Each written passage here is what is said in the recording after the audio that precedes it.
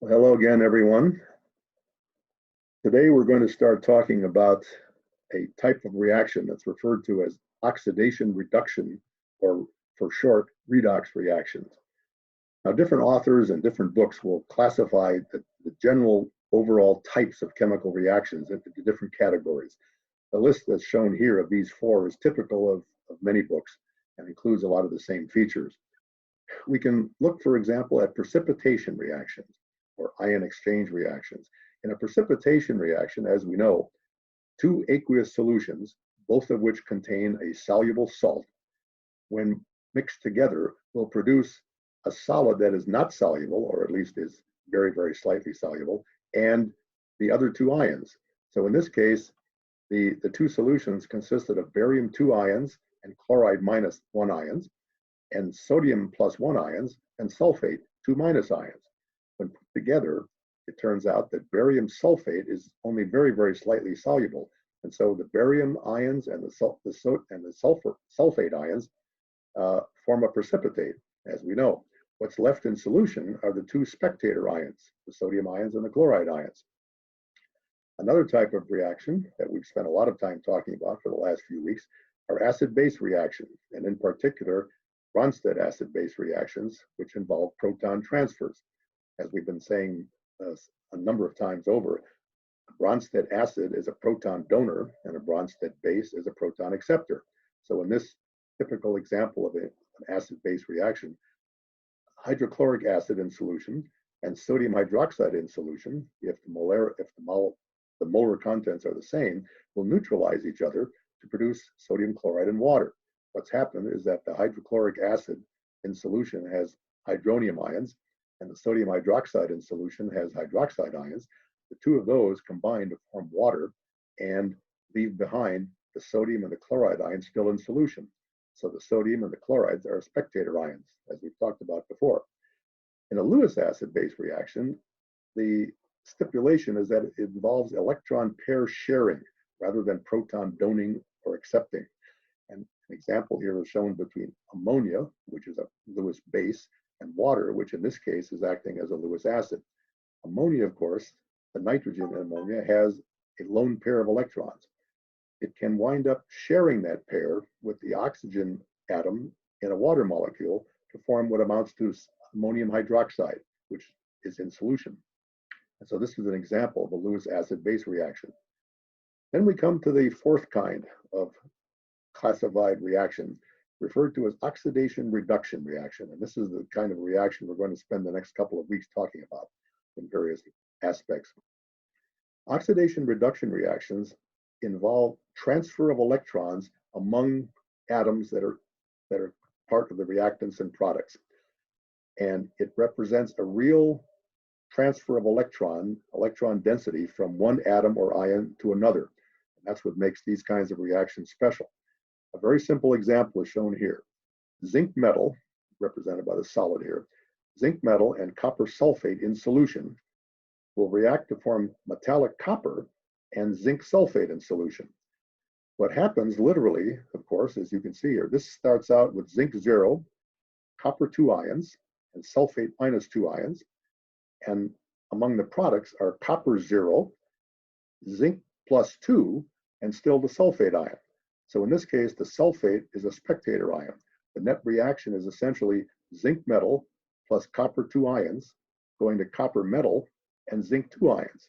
What has occurred is that 2 electrons from each zinc atom are transferred literally to the copper 2 ion, which acquires them and forms copper solid, copper 0, and leave zinc 2 ions. And so this is an example of a very simple example of an electron transfer reaction that is a type of redox or oxidation reduction reaction.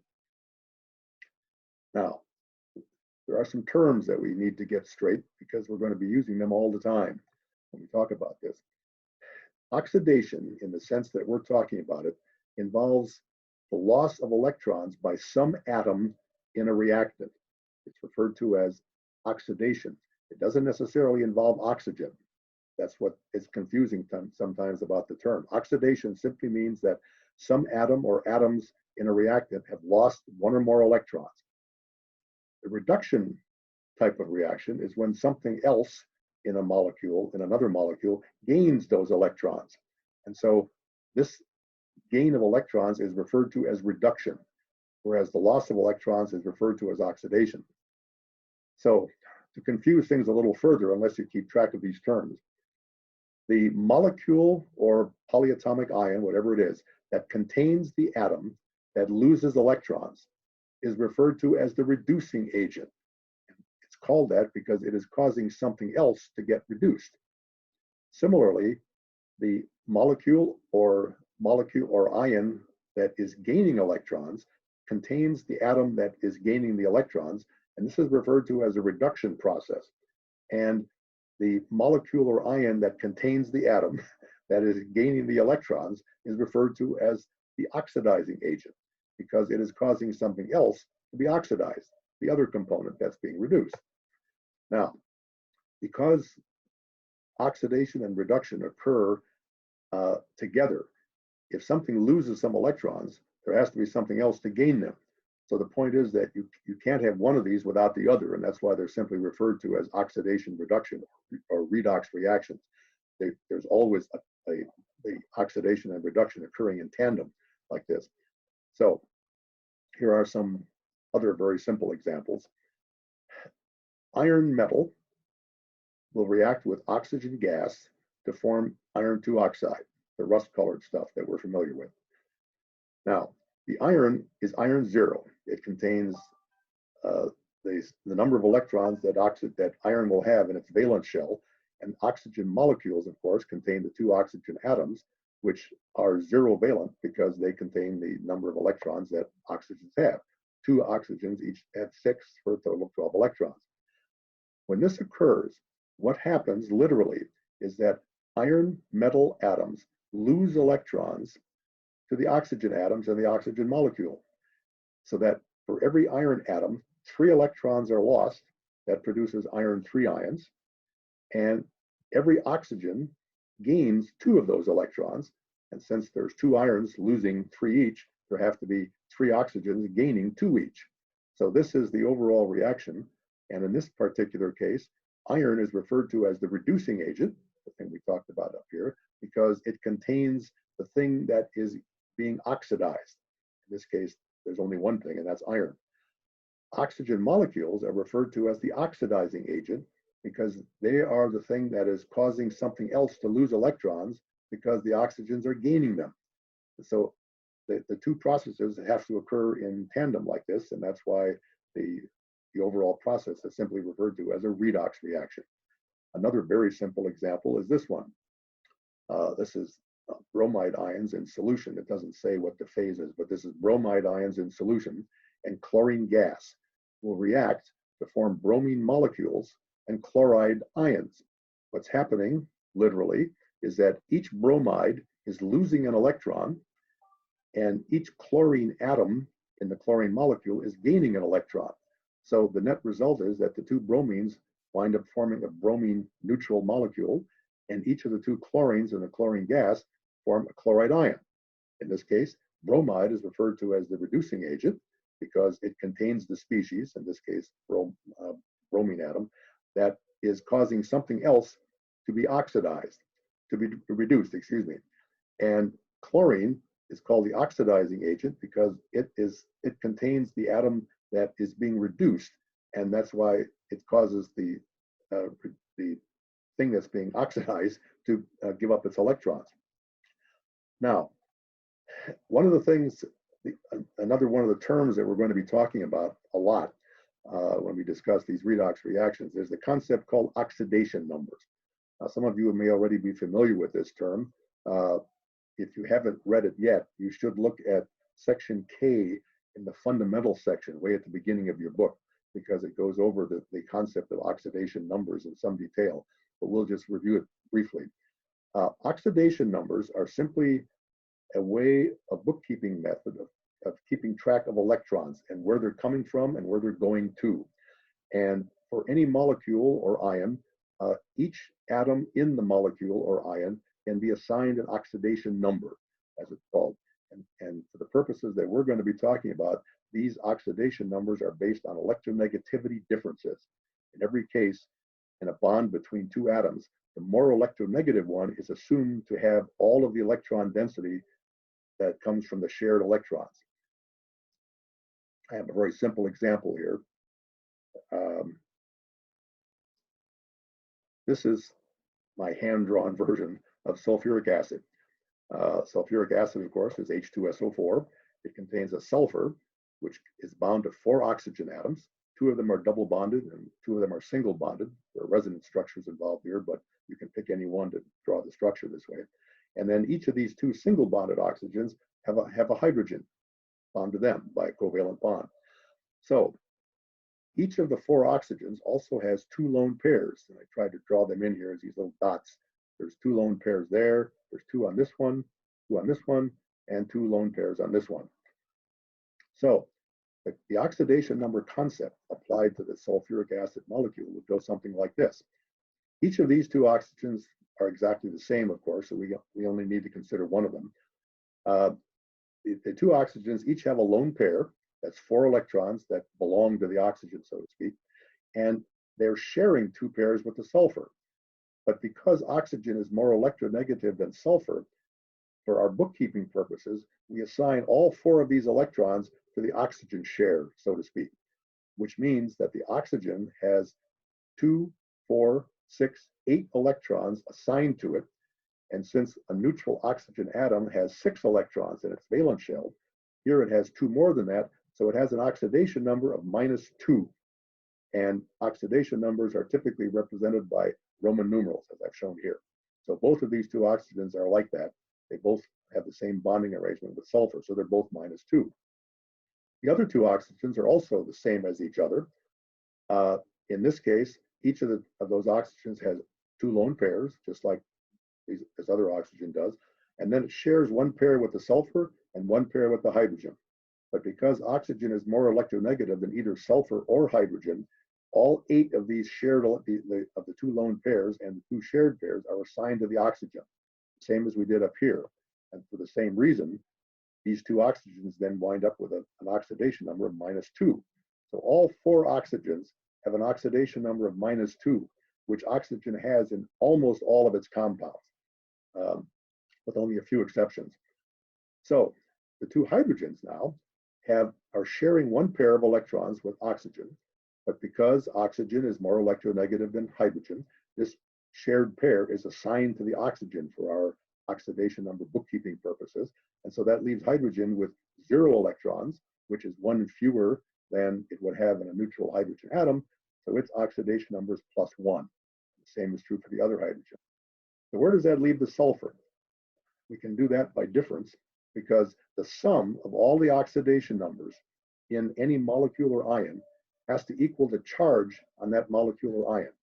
Because sulfuric acid is, of course, a neutral molecule, the sum of all the oxidation numbers has to total 0. Well, we've got these 4 -2s here from the 4 oxygens, and we've got 2 +1s, which means sulfur must have an oxidation number then of +6. That results in all of these oxidation numbers totaling 0.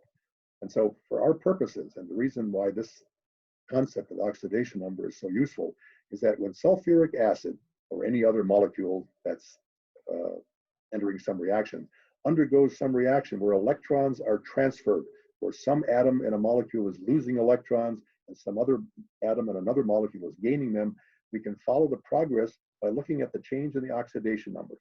So we'll know how many electrons were transferred to and from different molecules. And that's the principle behind this oxidation number concept. So we go back to what we were talking about here. The oxidation number concept is based on these differences in electronegativity for polyatomic species. If there's only 1 atom in a species, then the oxidation number is automatically whatever the charge on that atom or ion is. For a neutral atom, it's always 0. And for an ion, a monatomic ion, like sodium plus or chloride minus, the oxidation number is simply whatever the charge is on that monatomic ion. So there's more information about this, as I said, in section K of the fundamentals in your textbook. And it's worth reviewing that to remind yourself about some of these concepts. Now, For redox reactions, one of the principles that we're going to apply a lot is the concept of half reactions. Because every redox reaction involves something being oxidized, which means it's losing electrons, and something else being reduced, which means it's gaining electrons.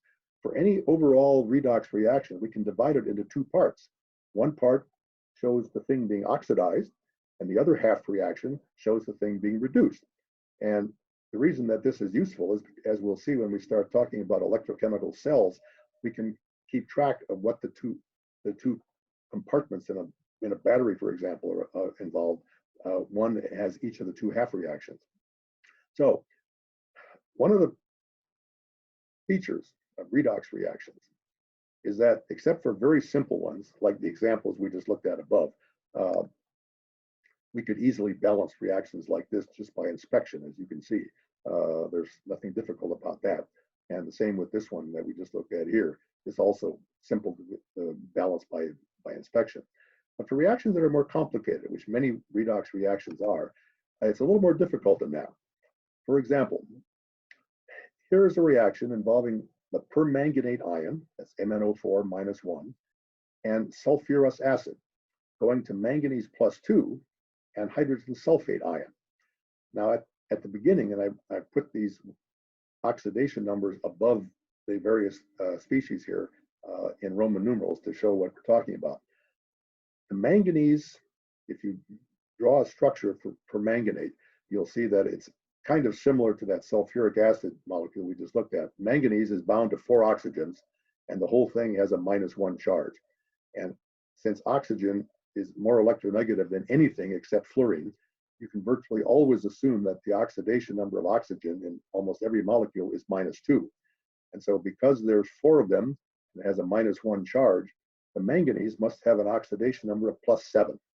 All right. This is sulfurous acid, which is a neutral molecule. Oxygen again being -2 and hydrogen being +1 almost all the time.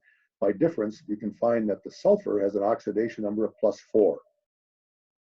So during the course of the reaction, the permanganate ion is being converted into a manganous +2 ion. And because it's a monatomic ion, the oxidation number is the same as the charge on the ion, so it's -2. And a hydrogen sulfate ion, which is a -1. And again, by analogy with the sulfuric acid, if the 4 oxygens are all -2, the hydrogen is +1, the overall charge is -1, so the sulfur must be +6. So the principle here now is this. During the course of this reaction, each manganese atom is gaining 5 electrons because it's going from an oxidation number of +7 to an oxidation number of +2. So to do that, it must pick up 5 electrons for each manganese atom. Similarly, the sulfur, each of the sulfurs is gaining 2 electrons because the sulfurs are all going from an oxidation number of +4 to +6. So each of these sulfurs present in the sulfurous acid are losing 2 electrons and wind up as hydrogen sulfate. So this is the overall reaction, not showing any spectator ions. And very often for balancing reactions, it's convenient and less cluttered if only the net reaction is shown without the spectator ions. So the procedure, and there's more than one procedure for balancing redox reactions. What we're going to talk about here is one of them, which is fairly straightforward, and that's why we're going to use it. But the principle is the same for all of them.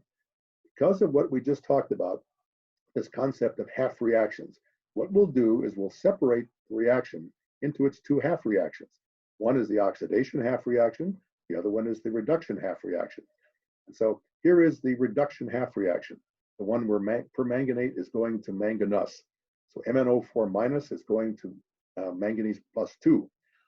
The oxidation half reaction is the H2SO3 going to HSO4-. That's the one where each of the sulfurs is losing 2 electrons. So the method of balancing is simply this. After separating the overall reaction into its 2 half reactions, the oxidation and reduction half reactions, balance each of them separately from each other, and then put the 2 results together at the end to make an overall reaction. Now, the technique for the balancing is fairly straightforward, and it appears that it may be arbitrarily a model that just happens to work. Well, to some extent that's true, but you'll see what we're talking about as we go through this. The technique is this. The first thing to balance are the oxygen atoms, and they're balanced by adding waters to whichever side of the half reaction needs them to achieve balance. Well, since the permanganate has 4 oxygens in it and manganese has none, we have to add 4 waters to the right side. That provides the 4 oxygens. But now, of course, we have an imbalance in hydrogens. There are now 8 hydrogens on the right and none on the left. The way that's balanced is to add hydronium ions, actually, but it's easier to write them as just H pluses, but recognize that, in fact, chemically, they're hydronium ions. Nevertheless, we've just added 8 hydrogens to the left side. Now, both the hydrogen and the oxygen are balanced. There's 8 hydrogens on the left, 8 on the right. There are 4 oxygens on the left and 4 on the right. Now, the next step is to balance the charges. You'll see that there's a -1 here for the permanganate and 8 pluses for those hydronium ions. And so there's a total of 7 pluses on the left. On the right, there's a +2 from the manganese ion, nothing from the water, the neutral waters. And so it has a total of 2. So in order to balance these, we're going to have to add 5 electrons to the left side, which will result in a net of 2 plus charges on the left, and we already have our 2 on the right from the manganese. Now, for the oxidation half reaction, we'll do the same procedure. Here's the sulfurous acid going to hydrogen sulfate. In this case, there are 3 oxygens on the left, 4 on the right. So we add 1 water to the left. Now the oxygens are balanced. There's 4 on each side. Now there are 4 hydrogens on the left and only 1 on the right. So we need to add 3 hydrogens on the right, and we do that by adding 3 H pluses. Now the charges are then balanced because on the left, the net charge is 0 because these are both neutral molecules. And on the right, there's a -1 from the hydrogen sulfate and 3 pluses from the 3 hydronium ions. So we need to add 2 electrons to the right so that now there's a net of 0 charge on both sides. So now we have the 2 half reactions balanced. And now we put them together. And to put them together is we do the key point that takes into account these oxidation numbers. What we do is we have to cancel out the electrons so that there's the same number of electrons on both sides of the reaction, so they cancel each other. So in this case, because there's 5 electrons in the reduction half reaction on the left side, and there are 2 electrons in the oxidation reaction on the right side, the lowest common denominator is 10. So we have to multiply this half reaction by 2, and the other half reaction by 5, because now we have 10 electrons on the left and 10 electrons on the right, 5 times 2 and 2 times 5. So if we put together these 2 reactions, that's why I have this little plus sign here, we wind up with this long string of stuff here. Now, what almost always happens is that there's a lot of duplications and that can be canceled. First of all, the electrons cancel because there's 10 electrons on each side. So I've got those crossed out here in red. So the 10 electrons on each side canceled. There are 5 waters on the left, 8 waters on the right. So we can cancel 5 of these, and that leaves there are 3 of them over here. And so finally, there are 16 H pluses on the left, 15 on the right. So we can cancel the 15 and leave just 1 over here. So now if we put together what's left, we get this: 2 permanganates plus 5 sulfurous acids plus 1 hydronium ion goes to 2 manganese ions plus 5 hydrogen sulfates and 3 waters. I dare say that trying to get this from this original reaction by inspection will take a while. There are ways to do it by looking only at the change in oxidation numbers, but that's exactly what's happened here during the course of this, and that's why the oxidation numbers known at the beginning are useful. You can tell that the permanganate contains the manganese ion atom, which is going from +7 to +2. So that's a change of 5 oxidation numbers down, and the sulfur in the sulfurous acid has an oxidation number increase of 2. And so you knew at the beginning that the number of electrons that had to be equalized are going to be 5 from the left and 2 from the right. And that's exactly what's happened here. So here's the net result, and it's a common reaction that involves permanganate, as you probably already know, is a very good oxidizing agent. and it will oxidize lots of things. And so in the course of this reaction, then, the oxidizing agent is the permanganate, and the reducing agent is the sulfurous acid, because it contains the atom that's being oxidized, whereas the oxidizing agent contains the atom that's being reduced. And so that's the concept of these redox reactions. Now, this is for acidic solutions. That means ones where the pH nominally is less than 7. In alkaline solutions, and there's lots of examples of that too, the overall procedure is much the same, except that it's not realistic to balance hydrogens by adding H pluses, because it's an alkaline solution. It's not reasonable to think that you can put hydronium ions on either side in an alkaline solution, because it would just be neutralized by the basicity of the solution. So the way to do it, though, is very much the same. Here's an example of a reaction like this. These are chromium-3 ions, which of course means that the chromium is +3, and manganese dioxide. In this case, this is a neutral molecule, and because oxygens are both -2, the manganese here must be +4. So it's reacting to form chromate, a yellow ion in solution, in which the chromium now has an oxidation number of +6. We know that because the 4 oxygens, which are -2, the overall species is 2-, so that leaves 6 left that the chromium has to account for, and there it is. So during the course of this reaction, each chromium is losing 3 electrons. It's going from a chromium-3 oxidation, +3 oxidation number, to a +6 oxidation number. Now that doesn't mean that there's chromium +6s here. Here it is a +3, but when anything is part of a polyatomic ion, it's not correct to assume that these oxidation numbers reflect a charge on that atom in the ion. It simply represents this electron bookkeeping accounting that we're taking care of here. So the manganese dioxide contains the manganese, which is acting as an oxidizing agent, and it's the oxidation number of the manganese is going from +4 down to +2. So it means that every manganese atom in MnO2 is gaining 2 electrons and winding up as manganese +2 ions. So all of these things have to be accounted for by the electron transfer. So here we can do the same procedure again by taking the overall reaction and breaking it into the 2 half reactions. This is the oxidation half reaction, where chromium-3 is going to chromate, and here's the reduction half reaction, where manganese dioxide is going to manganese ions. So we can balance them using the same procedure almost. There's one little wrinkle we have to take into account because of the fact that it's in an alkaline solution.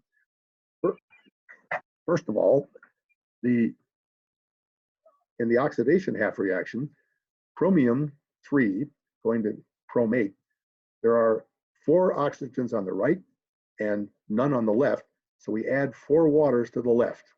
That balances the oxygens. Now to balance the hydrogens, as we said, we can't add H pluses in an alkaline solution because they would just be immediately neutralized by the alkalinity of the solution. So in order to account for the hydrogens, we add, in this case, there are now 8 hydrogens on the left and none on the right.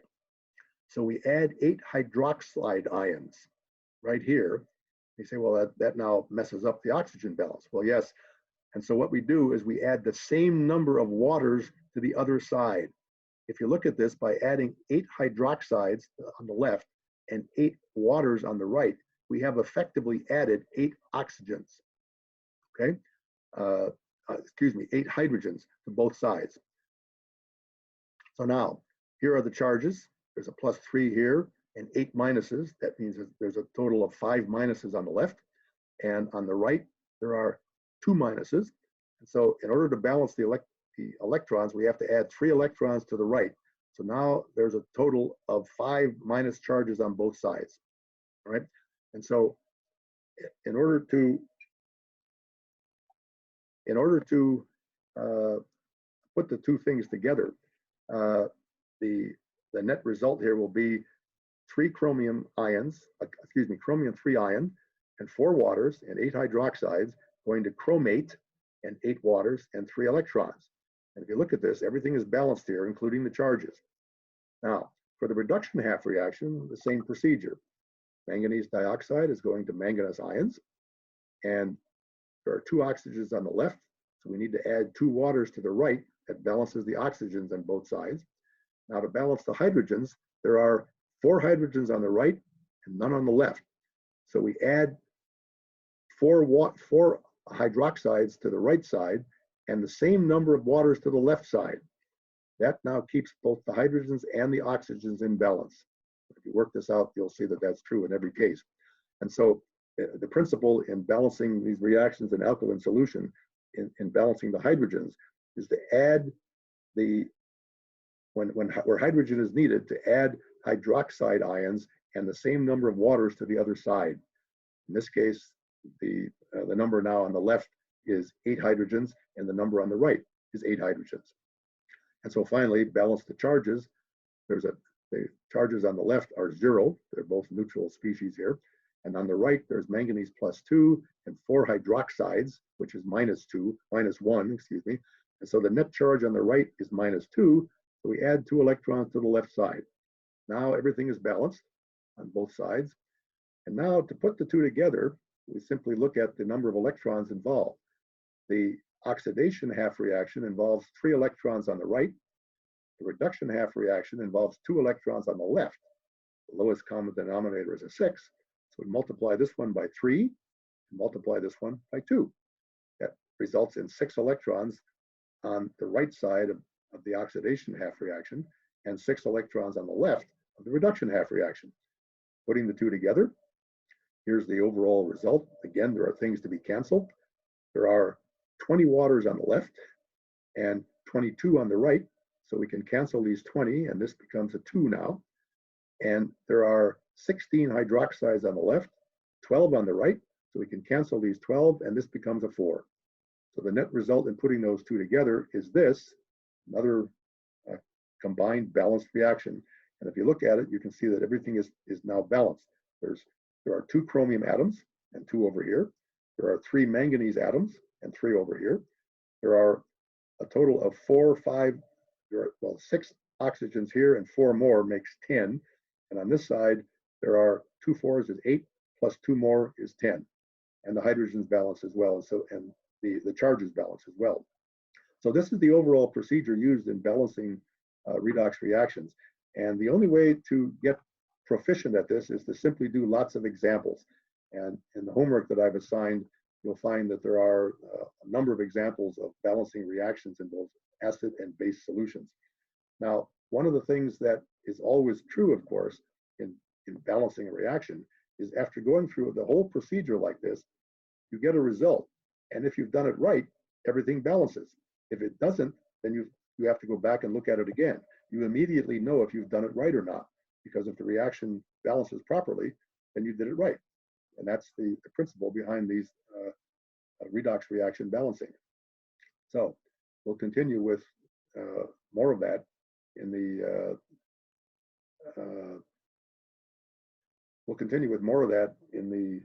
next lecture when we start talking about electrochemical cells.